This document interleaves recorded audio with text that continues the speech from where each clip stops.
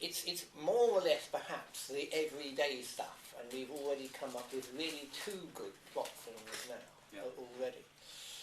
Because it's in a sense, I'm sure you guys will think of this. It really is low-hanging fruit, because you've got a city. Call it a mix of every sort of big town on the planet, and it's a melting pot. And the thing about melting pots is that nobody melts at the same speed, and so there's going to be all kinds of interracial tension and intersexual tensions, really, and interspecies. Okay.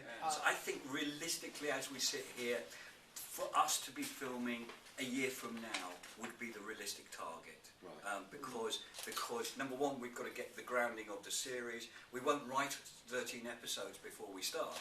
There will be, continual, as you did with Farscape, as I've done, with a number of series, is there will be writing over writing. So one won't film it as a 13-hour film. Whilst you would love to do that, one has to, spell it out.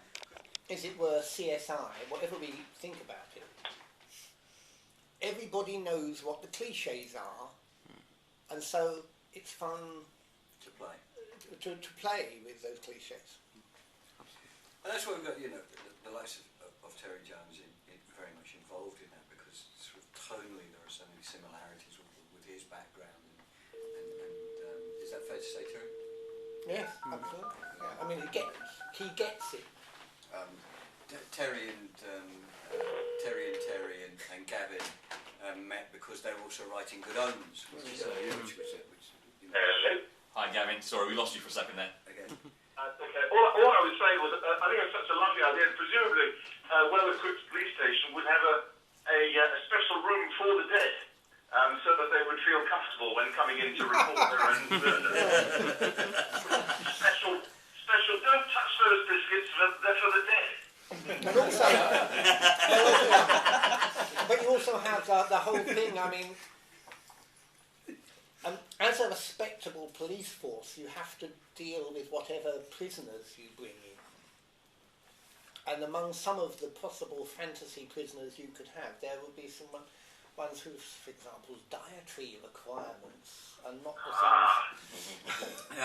We don't want to go too far into this. No.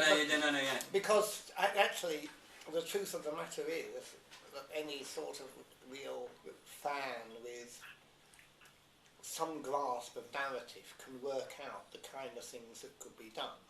It's going to be our job to go ahead of what the fans might think about could be done,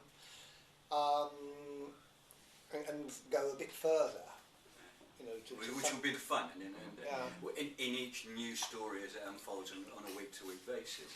And just on the sort of structure of that, I'm just thinking, we can have a Hogs Watch special, can't we? Well, it's always good to have something police happening at night, around Hogs Watch. Yeah, exactly. It makes it more urgently. Yeah, but who is that figure ringing the bell? Yes. Anyway, there's got to be the police charity ball as well. Actually, you see, that's it. In the level of the watch, as we have now, we can have things. We can, because I mentioned in one of the books that they were thinking of starting. The police were going to start their own band. So that already exists as a given. It didn't actually happen, but Fiennes mentions it.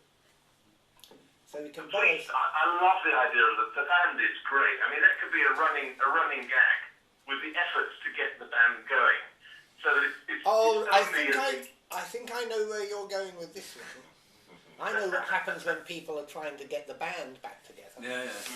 Exactly. And then the police charity ball could be the ultimate culmination of all their efforts. But by that time, battles have broken out between members of the band. I think I can go further than that. But it really depends on how much time we have per episode and how many episodes we're going to have. Well, okay, we're working on the structure of having hourly episodes, And if you think about, you know, the classic, and I would say, you know, CSI, and this is not a police procedural, but House, you know, it's in a similar way that we will wrap up a story each week. So there will be a crime of the week story, which will have a beginning, middle, and end, you know, a narrative, and there will be certain ongoing sort of relationship story, let's say, you know, the arc of the series, which viewers will be rewarded with or by if they stick with the series, but it's not necessary to see all 13 episodes. One can go in and there can be an entry point at any single episode that one will understand the world, that will have a title sequence, dare I say, that sets up the world. You know, it's much more the sort of,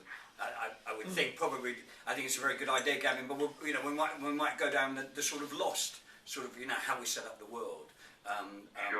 Idea of explanation, which gets you straight into to the series. And remember, by the way, as you mentioned there, we already have.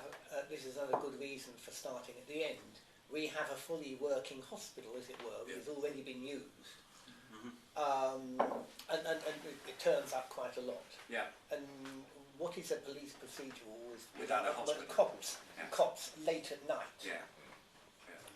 Trying to guard. We know how it goes, and some are going to try and get in, and they're going to dress up, and the cop's going to go away to get it. If it's Nobby, he's going to go away to get a, as it might be, bacon sandwich. And we know how all this shit works. And because everyone else knows how all the shit works, they're going to find it funny, I think.